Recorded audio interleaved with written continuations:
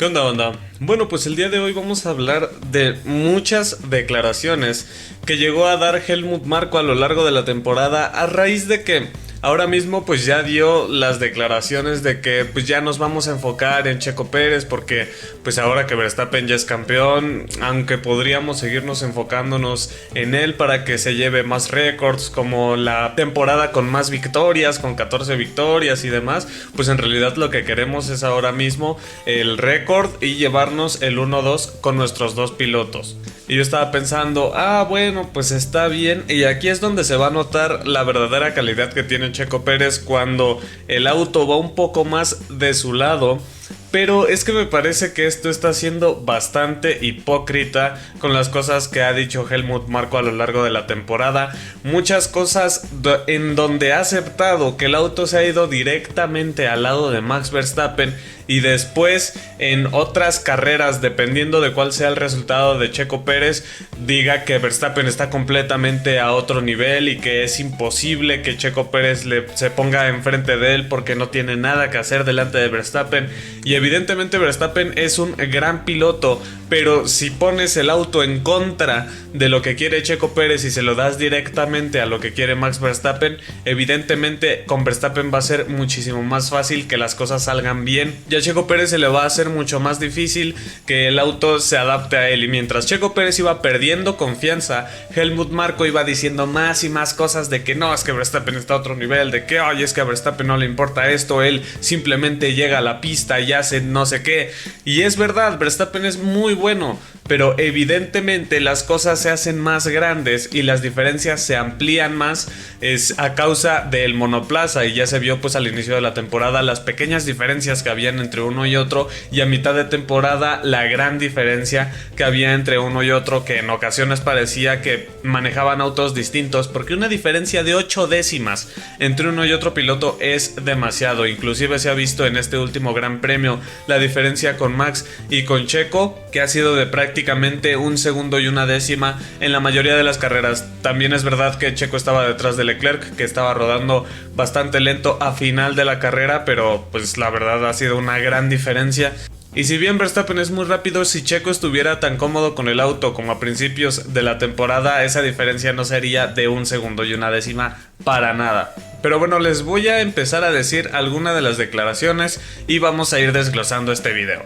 Porque Helmut Marko, por mucho que en ocasiones diga varias cosas buenas de Checo Pérez, cuando dice cosas que van como más relacionadas a un rendimiento que no llega a ser exactamente tan bueno como esperan, deja caer uno que otro comentario que desvela lo que realmente piensa Helmut Marko. Porque ya sabemos que Helmut Marko nunca empujó para que Checo entrara a la escudería. De hecho, abiertamente sabemos y dicen que Helmut Marko no es muy simpatizante de Checo Pérez. Si entró a Red Bull Racing fue porque Christian Horner se fijó en él y porque a Christian Horner le terminó convenciendo lo suficiente como para que entrara a Red Bull Racing. Pero Helmut Marko estaba mirando otras opciones, incluso Nico Hülkenberg, que no había corrido en la categoría y aún así lo estaba tomando más en cuenta, en consideración, que al propio Checo Pérez. Por ejemplo, Helmut Marko en algún momento de la temporada llegó a decir: por el momento no tenemos un buen equilibrio ni agarre y los neumáticos se sobrecalentaron demasiado rápido. Sergio tuvo todos esos problemas en la primera práctica, pero pensamos que era solo su forma de los viernes, a menudo no es muy impresionante. Y es que a ver, ¿cómo va a ser una forma muy impresionante o como mínimo una forma lo suficientemente similar a la de Verstappen si lo más difícil es justamente adaptarte al monoplaza los viernes? Porque llegas de un circuito a otro y si de por sí tienes que adaptar al monoplaza aunque estés completamente confiado con él, si encima llegas y no te gusta el monoplaza y no está lo suficientemente bien adaptado al circuito, ¿cómo esperas estar cómodo con el propio monoplaza? Es que no tiene ninguna especie de sentido, porque justamente si no estás cómodo con el auto, los días más difíciles son los días de las prácticas libres, el viernes y en parte del sábado. porque gran parte de la comodidad con el auto se ve reflejada en la facilidad que tienes de llevar la puesta a punto con el monoplaza. Esto también tiene que ver con las características del vehículo, como al principio de la temporada el F175 llegaba más fácil a su puesta a punto que el RB18,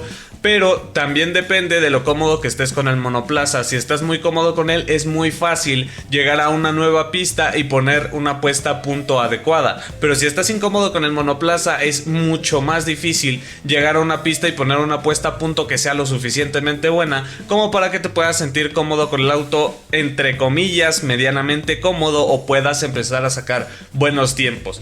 ¿Cómo quieres que los viernes sean lo suficientemente buenos si no le das a Checo un auto lo suficientemente cómodo para él como para poder llevar esa puesta a punto rápidamente? También dijo otro comentario, que es el siguiente: estamos positivamente sorprendidos por lo bueno que fue aquí Verstappen. Fue una vuelta increíble, la completó tan fácilmente y sin dudar. Como sudamericano, Sergio generalmente tiene muchos altibajos. O sea, como que como sudamericano Sergio tiene muchos altibajos. O sea, este hombre no conoce nada de Fórmula 1, no sabe las personas sudamericanas que han estado antes en la categoría, que han dado su vida por la categoría y que son leyendas de la categoría y que siempre se les recordará como unos de los mejores pilotos de la categoría, que inclusive tienen campeonatos mundiales en la categoría. Y después viene y dice, es que como sudamericano siempre se tienen más altibajos, no se puede ser consistente. Para empezar, Sergio Pérez ni siquiera es sudamericano. Esta persona no tiene ni idea de geografía, ni de cultura, ni de respeto, ni de nada. Porque aquí también se puede ver fácilmente el racismo interiorizado que tiene esta persona dentro de sí, como para hacer un comentario de ese estilo, y más en una escudería en la que semanas antes habían sacado a Yuri Vips por hacer un comentario que consideraron racista, cuando él lo dijo en un contexto completamente diferente y sin intención de ofender a nadie. Y esta persona directamente lo dice en unas declaraciones, lo dice con dos huevotes y no le hace nada. Y ahí sigue, dentro del equipo más importante de la Fórmula 1, con un montón de patrocinios, y ¿a quién le espantó? A nadie. Bueno, vamos a ver otro de los comentarios de los que llegó a decir durante la temporada. A Max le gusta un auto que sea bueno en la parte delantera. No le importa lo que haga la parte trasera. Si la parte trasera se rompe a 300 km por hora, Checo dice, como todos los conductores antes que él, que el auto es incontrolable. Mientras Max no se inmuta ante eso. Con un auto que se adapta mejor a Max, el factor Verstappen se enfatiza automáticamente más que antes. Y cuando tienes un piloto de primera clase en tu equipo, es importante aprovecharlo al máximo. Sergio regresó a su nivel normal por eso. No es fácil ser compañero de Max. Y es que a ver, ¿cómo que Sergio regresó a su nivel normal gracias a eso? ¿Cuál es el nivel normal de Sergio Pérez? El sacar todo lo que puede del monoplaza que tiene. O sea, es el piloto que tiene más séptimos lugares en la categoría, porque hasta día de hoy, o bueno, hasta el año pasado, ha tenido un monoplaza para poder sacar mejores puntuaciones. Es un piloto que siempre o casi siempre está al frente de sus escuderías y que inclusive con un Sauber podía meterse al podio, podía acechar a Fernando Alonso como lo hizo en Malasia 2012, acechar a Lewis Hamilton como lo hizo en Monza 2012, ganar una carrera con un auto que no tiene para ganar una carrera como lo hizo en Sakir, y me dices que regresó a su nivel normal gracias a que el monoplaza no se adapta a él. ¿Cómo que a su nivel normal? Y es que obviamente no es fácil ser compañero de Verstappen, porque Verstappen es muy bueno, es un gran piloto y eso no lo discute nadie. Pero ¿de verdad crees que los compañeros que ha tenido a su lado son así de malos? O sea, ha tenido a Alexander Albon, que estuvo bastante regular durante las temporadas que estuvo al lado de Max Verstappen, y después se sale de la categoría un año completo, regresa a la peor escudería de todos, y en su tercer carrera con esa escudería hace un carrerón cuidando los neumáticos de manera increíble y se mete a la zona de puntos con el peor auto de toda la parrilla y haciendo una gran carrera en su tercer gran premio con la escudería. O sea, ¿de verdad crees que sus compañeros eran tan malos? Pierre Gasly, que metía un Toro Rosso a los puntos, que ganó una victoria con Alfa Tauri, con un auto que no es tan bueno para ganar, y llegó y ganó a un McLaren, a Carlos Sainz, que lo estaba presionando todo el tiempo, y aún así se lleva la victoria con un Toro Rosso con el que le ganó a Lewis Hamilton en la carrera de Brasil, y después lo metes a Red Bull y se estampaba chocaba cada fin de semana y no podía entrar a los puntos. Y me estás diciendo que de verdad piensas que no fue por culpa del auto, que fue por culpa del piloto, porque no aguantaron la presión de Max Verstappen. Por Dios, me estás diciendo que Checo Pérez, con un Racing Point que terminaba clasificando en quinto, en sexto, en la carrera de Turquía que clasificó segundo, me estás diciendo que después llega Red Bull, clasifica decimotercero con un auto que es mucho mejor, ¿y eso es normal? ¿Y eso es su nivel habitual? ¿Eso es su nivel normal? Por Dios, o sea, obviamente el auto de Red Bull está completamente basado y hecho y desarrollado para una persona con un estilo de conducción particular, y si se lo das a cualquier otro piloto lo va a hacer mal. O sea, ¿tú de verdad crees que es culpa de los 3 pilotos que han entrado a la escudería después de que Daniel Ricciardo se fue, y no culpa del auto, y no culpa de que la misma escudería es incapaz de hacer un auto en el que los 2 pilotos se sientan cómodos? Y dice, a Max solo le interesa la parte delantera, que la parte delantera esté como un ancla, no le importa si la parte trasera se destruye a 300 kilómetros por hora. Ah, pero cuando la parte delantera era la que se movía más que la parte trasera, y la parte trasera era bastante estable, ahí tenías a Verstappen gran premio tras gran premio quejándose del monoplaza, diciéndose que no se sentía lo suficientemente cómodo y demás. ¿Y ahí qué dijiste, Helmut? Calladísimo, ahí no decías absolutamente nada, porque es el piloto número 1 de tu escudería, que escogieron que fuese el piloto número 1 desde la primera carrera de la temporada, porque por mucho que sí, Verstappen es el campeón mundial, es el que se llevó el título el año pasado, este año llegaban con autos completamente diferentes, con autos en los que Checo Pérez le estaba poniendo las cosas difíciles a Max Verstappen, y aún así desde la primera carrera de la temporada ya sabías que Verstappen se iba a llevar todas las actualizaciones primero, que si Checo estaba en primer lugar y Verstappen podía hacerse del primer lugar, le ibas a pedir que te lo diera. Ya ahí tenías a Checo realmente jodido, realmente molesto, quejándose por la radio en el Gran Premio de España de que no le quería dar la posición a Max Verstappen, porque sabía que tenía un auto con el que podía ganar, sabía que tenía un auto con el que se sentía lo suficientemente cómodo. Y después en Gran Premios siguientes, cuando Checo ya no estaba cómodo con el monoplaza, cuando Verstappen ya se estaba separando y la distancia era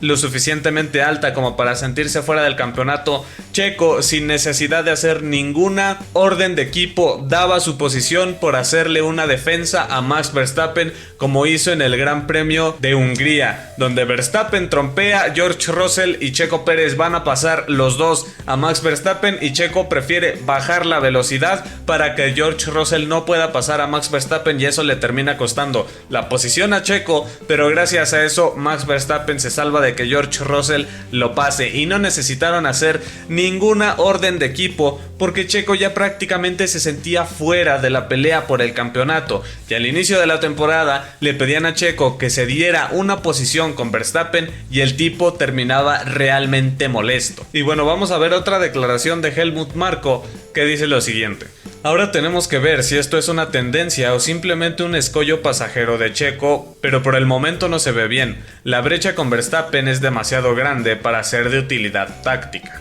Y es que, a ver, obviamente esto era una tendencia, obviamente esto terminó siendo una tendencia, pero es que volvemos a lo mismo. Fue culpa de que Red Bull no puede hacer un auto en el que sus dos pilotos se sientan cómodos, no puede hacer un auto equilibrado.